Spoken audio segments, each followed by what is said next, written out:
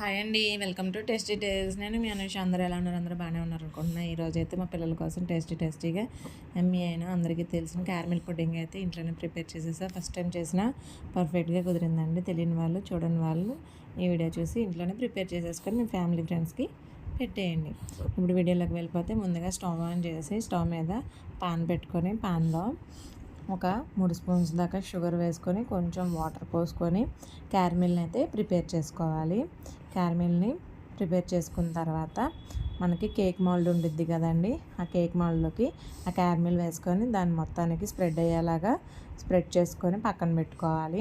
అది పక్కన పెట్టేసినాక ఒక మిక్సీ జార్ తీసుకొని అందులో ఒక 3 బ్రెడ్ ముక్కల్ని చింపుకొని వేసుకొని అందులోనే నేను ఎక్కడైతే పంచదారకు బదులు బెల్లం వేసుకుంటున్నానండి. మీ ఇష్టం, పంచదారైనా బెల్లమైనా వేసుకొని టేస్ట్కి సరిపడా, రుచికి సరిపడా ఒక గ్లాస్ పాలు 2 గుడ్లు కొట్టుకొని వేసుకొని మెత్తగా గ్రైండ్ చేసుకోవాలి. నేను వీడియోలో చూపిస్తున్నాను కదా, అలా మెత్తగా మిల్క్లా మొత్తం గ్రైండ్ చేసుకున్న తర్వాత మనం ఆల్రెడీ పక్కన పెట్టుకున్న మౌల్డ్లోకి మనం చేసుకున్న మిశ్రమాన్ని వేసేసుకొని ఇడ్లీ కుక్కర్లో ఉడికించుకోవాలి. ఒక 45 నిమిషాల పాటు మీడియం టు లో ఫ్లేమ్లో ఉడికించుకొని మూత తీసి మనకి ఇంట్లో ఫోర్క్ అయినా టూత్పిక్ అయినా ఉంటుంది కదండి, అలా పెట్టి చూడాలి.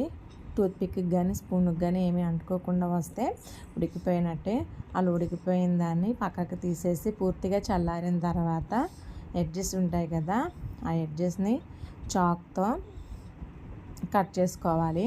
చుట్టూ చాక్తో కట్ చేసుకొని పక్కకు పెట్టుకొని దాన్ని ఒక ప్లేట్ తీసుకొని ప్లేట్లోకి రివర్స్ చేసుకొని వేసుకొని దాన్ని ఒక 2 గంటల పాటు ఫ్రిడ్జ్లో పెట్టుకొని తీసుకొని ముక్కలు కట్ చేసుకొని తింటే అంతేనండి. అంత సింపుల్ అండ్ టేస్టీ అయిన క్యారమిల్ పుడ్డింగ్ అయితే రెడీ. చాలా టేస్టీగా ఉంటుంది. ఒకసారి మీరు కూడా ప్రిపేర్ చేసుకోండి.